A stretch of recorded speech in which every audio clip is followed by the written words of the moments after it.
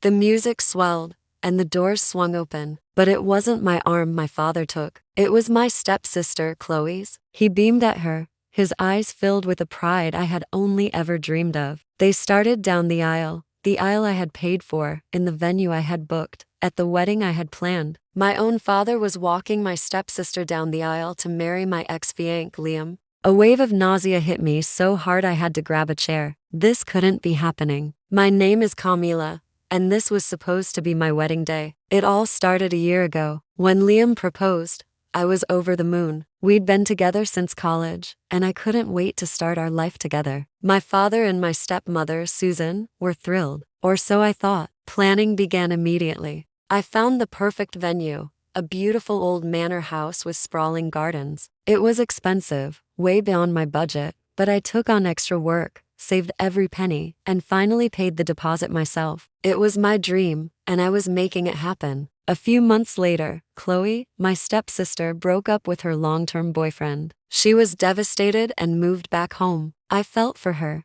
I really did. I invited her to come dress shopping with me, hoping to cheer her up. That's where things started to feel off. Every dress I loved, Chloe would find a flaw. It makes your shoulders look broad, Camila, or that color washes you out. Then, she'd try on a dress herself, just for fun, she'd say. My stepmother would gush about how angelic Chloe looked. I brushed it off as them just trying to make her feel better. I should have seen it then. The final blow came to months before the wedding. I came home early from work to find Liam's car in my parents' driveway. I walked in, excited to surprise them, but I was the one who got the surprise. I heard voices from the living room. It was Liam, my father, and Susan. "She can't find out until it's too late," Liam was saying. "We'll just tell her we're calling it off. Then, once the venue is non-refundable, Chloe and I can just take her place." My father agreed. "It's for the best," he said. "Chloe deserves a man like you, and Camila, well, she's resilient."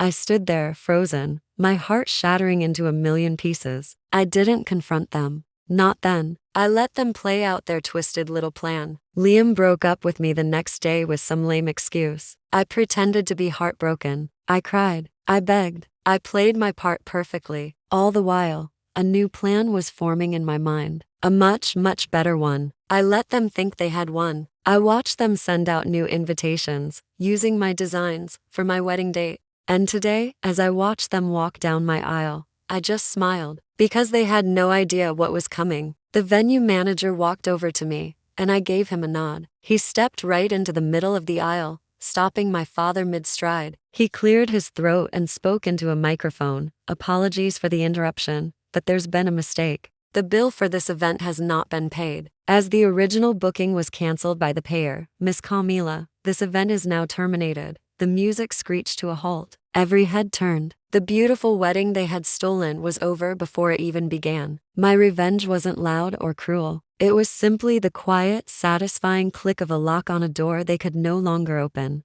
And as I walked out of that venue, leaving them to face the humiliation, I had never felt more free. Thanks for listening to my story. If you enjoyed it, make sure to like this video and subscribe for more.